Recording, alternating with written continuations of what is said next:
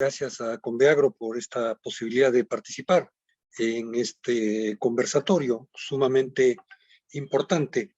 Yo he escuchado con atención la presentación de Eduardo y al igual que Clímaco, tengo que coincidir que esto ha sido esta propuesta viene siendo efectivamente un intento de giro en lo que es la política en nuestro país. Y yo diría que más de 30 años, en realidad estamos hablando de por lo menos 42 años. ¿Por qué digo esto? Porque nuestra Constitución de 1979 estableció que el Estado otorgaba la prioridad al único sector que le otorgaba prioridad para el desarrollo, era al sector agrario. La Constitución del 93, lo sabemos, rebajó esta exigencia y nos habla de que el Estado apoya preferentemente el desarrollo agrario. Ni la vigente ni la anterior se han cumplido, ¿no? Nuestro país sigue efectivamente, como dijo Clímaco, de espaldas a la agricultura. Entonces, si estos planteamientos se concretan, efectivamente vamos a ver un giro importante en la política en nuestro país.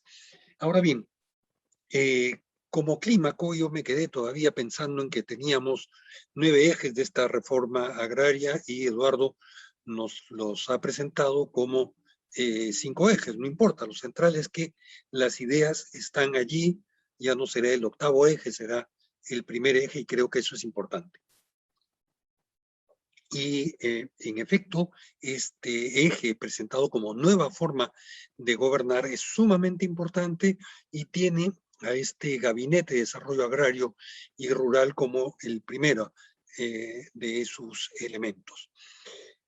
Dicho esto, y saludando entonces la importancia de una segunda reforma agraria y las distintas ideas que ahí se han vertido, tengo sin embargo algunas preocupaciones que quisiera compartir con ustedes. La primera y tal vez más importante tiene que ver con la pregunta de cómo queda la Comisión Multisectorial de Promoción y Desarrollo de la Agricultura Familiar. Recordemos que el 2015 se aprobó la Ley de Promoción y Desarrollo de la Agricultura Familiar, ley que está vigente, que no ha sido derogada, que tiene una serie de elementos, algunos coincidentes con lo que se ha presentado como esta segunda reforma agraria. Y en el reglamento de esta Ley de Promoción y Desarrollo de la Agricultura Familiar se creó una comisión multisectorial de carácter permanente de promoción y desarrollo de la agricultura familiar. Esta, con altibajos, vino funcionando durante algún tiempo. Los gobiernos anteriores no le dieron mayor importancia, la reactivaron durante el gobierno de Vizcarra y se logró, luego del paro de mayo del 19, se logró la aprobación de un Plan Nacional de Agricultura Familiar, el PLANAF. Muchos criticamos las limitaciones del PLANAF en términos de que no era propiamente un plan, sino más bien recogía, y esto en parte por la inercia de nuestro Estado, recogía lo que distintos sectores tenían que podría considerarse de promoción y desarrollo de la agricultura familiar, pero conceptuamos que podía ser un primer paso efectivamente para ir avanzando y que futuros planes pudieran ir concretando mejor lo que la ley decía y la necesidad de concertar efectivamente de manera intersectorial, porque los ministerios, e inclusive dentro de los mismos ministerios, no coordinan lo que hacen sus dependencias, y de manera intergubernamental, es decir, gobierno nacional, gobierno regional, como nos ha recordado Clímaco, y también los gobiernos locales que tienen vela, digamos, en el entierro vinculado con el desarrollo de sus circunscripciones. Y si son mayoritariamente rurales, tienen que ver con el desarrollo rural. Y tengo una segunda preocupación, que en parte ha sido mencionada por Eduardo Segarra, cuando nos habló hacia el final de su exposición de los pasos siguientes.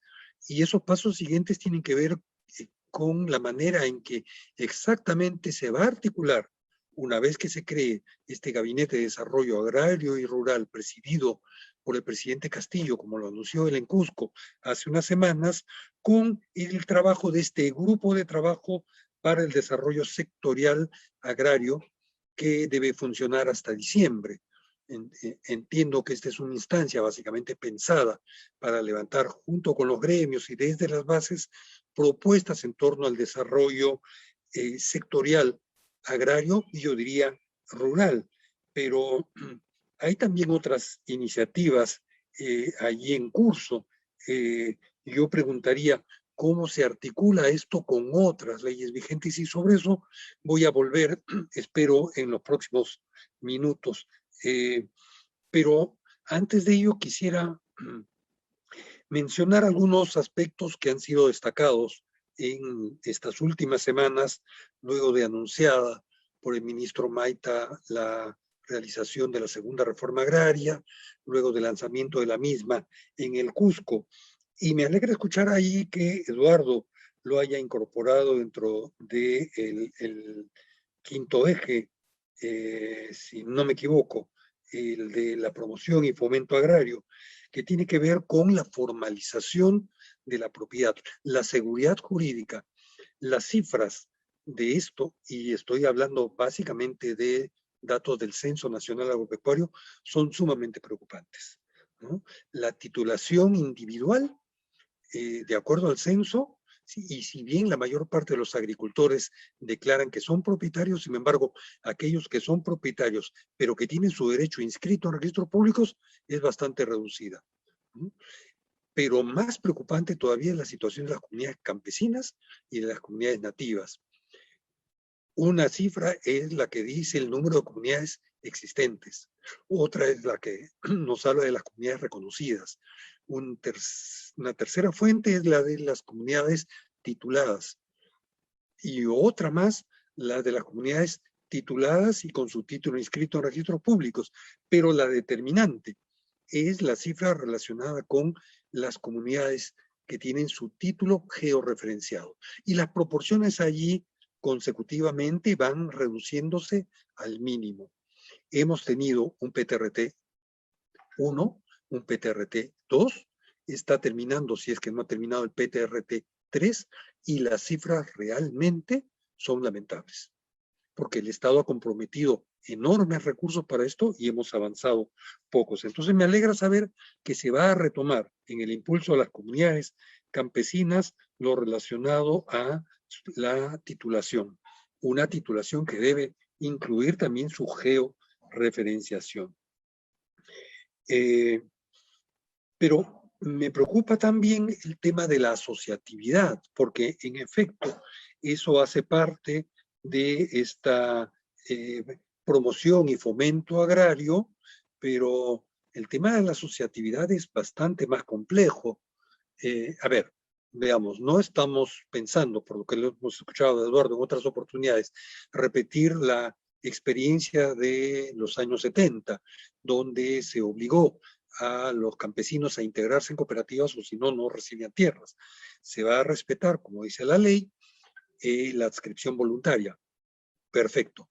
Pero junto con los mecanismos cooperativos que tienen sus bemoles, no es fácil impulsar el cooperativismo. ¿Qué otras formas se van a pensar para fomentar el asociativismo?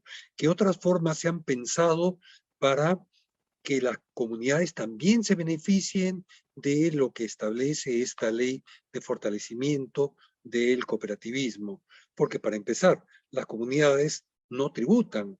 El principal impuesto es el impuesto a la propiedad predial, del cual las comunidades están exoneradas, ni siquiera exoneradas, sino inafectas, en términos más precisos, tributarios. Entonces ahí hay que ver cómo se hace eso. Yo creo que merece la pena conversar efectivamente con los mismos productores y los comuneros cuáles son las mejores fórmulas para apoyar la asociatividad en el país. Finalmente tengo dos bloques de normas que me parecen no están suficientemente atendidas, que son normas vigentes, todas ellas. El primer grupo es de normas que han sido aprobadas en el Congreso anterior y algunas efectivamente han sido promulgadas por el presidente Castillo. Está precisamente la ley de formalización, de fortalecimiento, perdón, de la asociatividad a través de cooperativas, que está esperando su reglamento. Está la ley que promueve la industrialización del agro, que está esperando igualmente el reglamento. Es una ley muy breve y que deja muchos vacíos, muchas dudas. Está la ley de compras estatales de alimentos para la agricultura familiar, que ha sido reglamentada y que lamentablemente, más que dar facilidades, más bien genera algunas dificultades para el acceso a los productores agrarios a estos mecanismos. Pero hay otras leyes que no han sido mencionadas, para no referirnos a instrumentos de política que fueron aprobados desde el gobierno de Toledo, como la Estrategia Nacional de Riego y otras más. Tenemos, por ejemplo, la ley que crea el Consejo Nacional de Concertación Agraria, la ley 2965, que no ha sido derogada, es del año 2003. Me pregunto si se está pensando en retomar algo de esto, ahora que se habla de la creación del Gabinete de Desarrollo Agrario y Rural. Esto fue una ley, como digo, está vigente. Tenemos también la Ley de Promoción del Desarrollo de Mercados de Productores Agropecuarios, la Ley 29.676 del año 2011, y que tiene un reglamento y que, hasta donde sé, ha sido muy poco aplicada. Tenemos vigente la Ley del Programa de Riego Tecnificado del año 2005. Entonces, hay varias cosas allí que convendría revisar para ver qué cosas se puede rescatar, qué cosas se puede ampliar, qué cosas requieren modificarse. Si es vía reglamento y tenemos el reglamento vigente, pues eso es más fácil que ir al Congreso a plantear, porque ya sabemos las dificultades que plantea la actual coyuntura, que el Congreso apruebe algunas de las leyes que tienen que ver con estos temas. Y termino, para no abusar del tiempo, coincidiendo con Clímaco en ver la forma de que esta reforma del Estado que ha sido señalado como parte del primer lineamiento por Eduardo, tiene que ver también con la propia ley de organización y funciones del Ministerio de Agricultura. Por ejemplo, hay una dirección de comunidades campesinas y nativas, pero si revisamos las funciones que están en su reglamento de organización y funciones, son básicamente funciones vinculadas a prevención de conflictos, como si las comunidades fueran el eje central en la solución del conflicto o el eje central en la generación de conflictos. Entonces creo que pensar en comunidades requiere abrir un poco más el foco de atención del Estado, sabiendo además que hay también una suerte de juego de un gran bonetón en términos de comunidades entre el Ministerio de Desarrollo Agrario y el Ministerio de Cultura, que tiene la base de los pueblos indígenas en el país. Bueno, hasta ahí quiero llegar, no quiero extenderme mucho más. Muchísimas gracias.